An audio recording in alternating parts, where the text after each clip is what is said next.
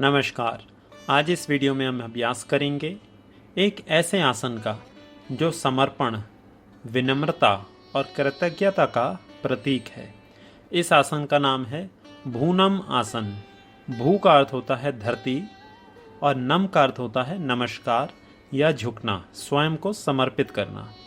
इस आसन के अभ्यास में हम स्वयं को, अपने अहंकार को समर्पित कर देते हैं इस धरती और इस सृष्टि के आगे।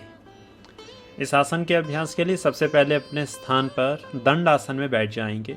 दंड आसन में बैठने के बाद दोनों पैर मिला भी सकते हैं या फिर पैरों में थोड़ा सा फासला भी दिया जा सकता है। तो अपने दोनों हाथों को दाईं ओर ज़मीन पे लेके जाएंगे और ज़मीन पर रख देंगे, लगभग दोनों हाथों में कंधों के बराबर फासला देकर।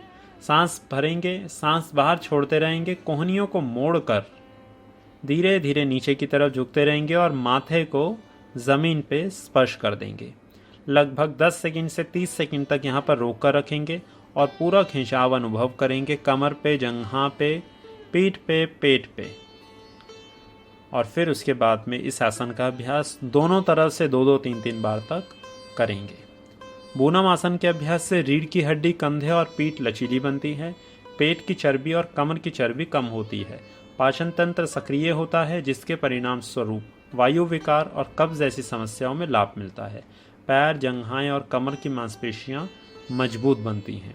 इसका अभ्यास मानसिक तनाव, अहंकार, क्रोध को शांत करता है, ध्यान और आत्मसमर्पण की भावना विकसित करता है। सावधानियों का ध्यान रखेंगे इस आसन को करते हुए। गर्भ अवस्था के दौरान इस आसन का अभ्यास ना करें। स्लिप डिस्क या फिर कमर में, पीठ में गंभीर दर्द होने पर भी इसका अभ्यास ना करें। शुरुआत में ज़बरदस्ती बहुत आगे ना झुकें, जितना शरीर अनुमति दे उतना ही अभ्यास करें। इस आसन को करने से पहले वक्र आसन का अभ्यास करें और इस आसन को करने के बाद भुजंग आसन का अभ्यास करें।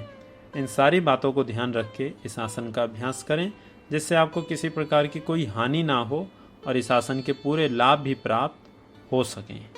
अब आपसे मुलाकात होगी अगली वीडियो में एक नए आसन के साथ। तब तक अपना ध्यान रखें। नमस्कार। इसी प्रकार की और वीडियोस देखने के लिए स्क्रीन पर दिख रहे लोगों पर दबाकर चैनल को सब्सक्राइब करें और हमें अपना स्नेह दें। धन्यवाद।